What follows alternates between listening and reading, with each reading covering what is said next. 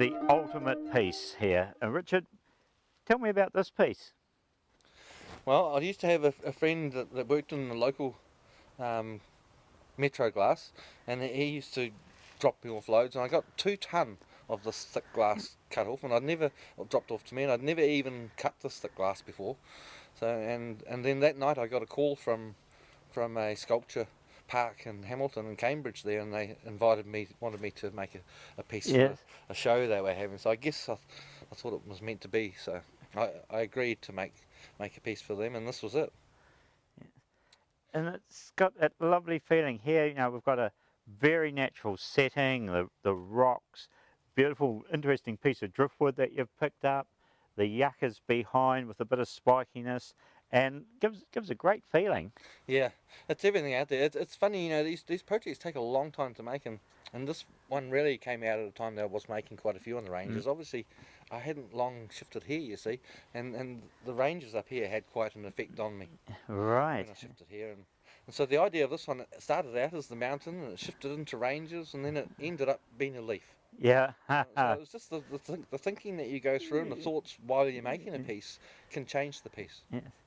The setting here, it's important because I made this for a setting very similar, and luckily when I brought this home I did have a pile of builder's mix here. Yeah.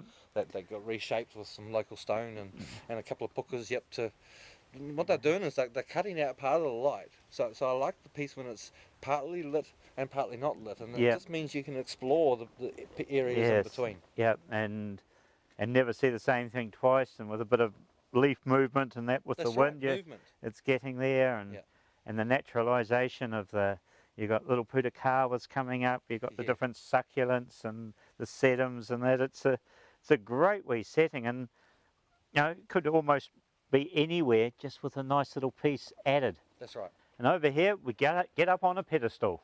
Now, this piece here up on the pedestal it's an interesting combination. You've got the stainless steel, the glass, the old bit of timber, and tell me a little bit about that, because every angle I look at I see something slightly different. I see a musical note, I see a fish hook, I see, Yeah, and it's an interesting thing when people ask, you know, what the name of something is, because it's sometimes curious, and you know, and this one is called Hook. You know, it was called Fish Hook, and when people looked at that, they thought, oh, you know, that's something. I wouldn't have thought it was a fish hook. I thought it was something else. You know? A lot of people think it's a koru, or well, of course it is the koru. Yeah. You know, and of course it's the fish hook, and of course it's lots of things that we see in nature. And I'm loving, you know, the actual overall landscape. You've got beautiful borrowed landscape of sea views that way, mountain views the other way, and paddock and farmland, but you've got little elements of swampiness into the flax, into the dryness with the big agaves over here, and then into the rock piles. And you know, what's been the inspiration for the overall base landscaping? Beach. Yeah. It has to be the beach, the coastline. Yeah. You know, especially South Taranaki. You know, you could go to the beach there and find anything you wanted to just about on that beach. You know, it was such a shock to come to New Plymouth and to Aokura, and you go on the beach here and you struggle to find anything. Yeah, well, probably a few, or even a pebble or a shell. Yeah. It's just such a bare beach in comparison. So I guess that may have been what inspired you to bring it in. And I mean, I love spiky plants. Yeah. You know, and I love the waviness of them. You know, for me, with plants, it's the movement of them. Yeah. You know, and it took me some time in design work to realise that it wasn't the plant, you know, that really fascinated us. It was when they moved, because we're in Taranaki and they're always moving. Yes. So they remind us of, you know, it's that rhythm that we talked about before. You know, yes. It's that reminder of the day, the season. Yes. You know, not just a plant. Yep. You know, so I like things that move, and all these things have great silhouettes. Yeah. And that's another thing that all of my work, you know, is you get tied to that silhouette, and I say to people all the time, I said, and they look at my work, and I say to them that the work is about the silhouette, and I invite them to look at the ocean and say, now what are you looking at with that line? Is it the ocean that the line's on, or is it the sky? Yes. You know, and they look at me so interestingly strange sometimes, but they go away, I'm sure, thinking about it. Yes, and they will continue to think about that. Well, once something's explained to you, you always look at something different. That's right. You know, right. Yes, it's so. Yeah, let's go around and have a look at the front of your house, because you've got a fantastic shape of building as you come up the road. Mm. Install the theme of the stones and the beach and everything, and really, it's your parent material for glass, isn't it? Stones That's dead right. into sand into glass. Yes, Yeah. that's dead right. Yeah. Sand. This is a pretty simple material. Yes, isn't it? But what a lovely space here. It's one of those, it's beautiful little space. You've got the hint of the kaitakis just over there, and you must be one of the higher places to have pukas and things growing here too, the big leaf of the trees, and yep, and a little bit of other art. So yes, yeah, we're developing kind of an area where people can come through the garden more. So hopefully by the time the Fringe Festival's here this year, which isn't far away, we'll have finalised and got the sculpture trail sort of right around the house and right through the garden here. Yeah. And Rochelle loves to spend as much time as she can in the garden and getting things all ready. So, and we're lucky enough to have a few other pieces of sculpture that we've collected from artists, local artists. Yes, beautiful. What is it about this part of the coast of New Zealand that has so much artistic endeavour? Yeah, it's anyone's guess, you know. A heck of a lot of people, of those artists, have a close affiliation with the ocean. Yeah. Yeah. So if I was come down to one choice, I think it would be that. Ocean, and of course the second would be the mountain. Yeah. Yes. And I mean, equal with both of those is of course the people. Yes. You know. Yeah. I mean, when we have art trails, and you know, I have 300-400 people here on the weekend of the art trails, and that's the biggest smile on their faces is the fact that we just share with them. Yeah. You know, and they're not used to that necessarily around in their travels. So. Yeah.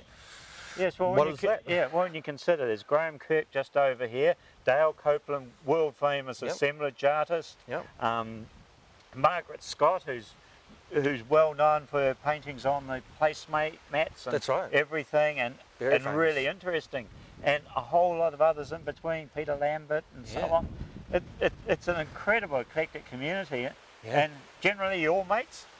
Well, yeah, that's what I'm saying. Even, I mean, how can you'd wonder how a place could survive with so many great painters? Yeah, you know, because but you see them at social events. They're socialising. They all know each other, of course. Yeah, beautiful. And they've had good times, and I mean, they're all individual. Yeah, you know, and that's the other thing. We have a lot of artists here, but boy, they're individual. Yeah, you know, you've only got to go out and see the display at the Percy Thompson Gallery with everyone's work there, and there's maybe 70 artists work there, and you can hardly see an influence of one in any of them. Yeah. So that's quite amusing. That's great.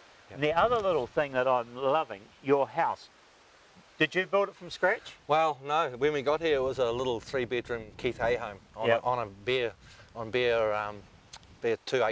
acre block, basically. So of course we had the studio come first. So I built the studio, and then hot on the heels of that was the bedrooms and living areas. And just only 2 years ago, we demolished this whole end of the house and rebuilt this. Yes.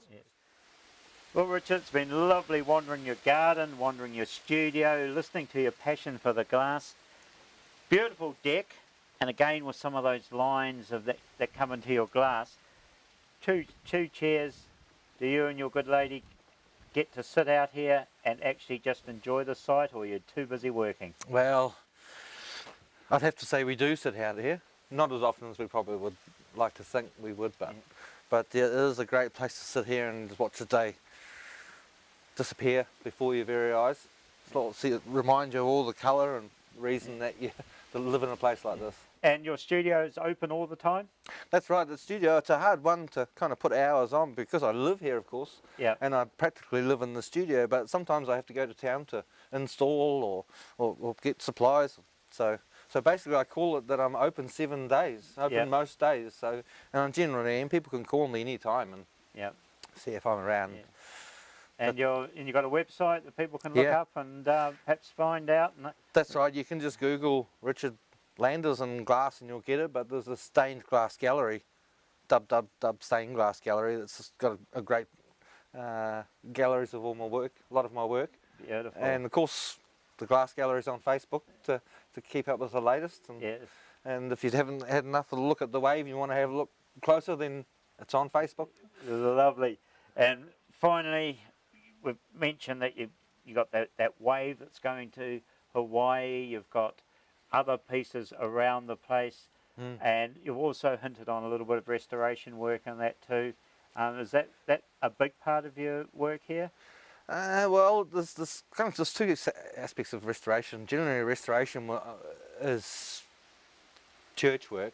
Yeah. So yeah, from time to time they can raise enough money to restore. You know, we've got some beautiful churches in New Zealand and cathedrals, and unfortunately they're all getting to the age now they need repair, and there's just not enough money around Yeah. to do it. But yeah, I still do restoration work, new work, sculpture, anything glass. I've got, you know, that's the great thing about commissions, is because the clients bring ideas, and your work keeps expanding. Yeah. Well, Richard Landers, glass artist, thank you very much. Until next week, be inspired by the wonder of glass. You can grow under it, you can enjoy it as a sculptor, but whatever it is, it's still a massive part of our living.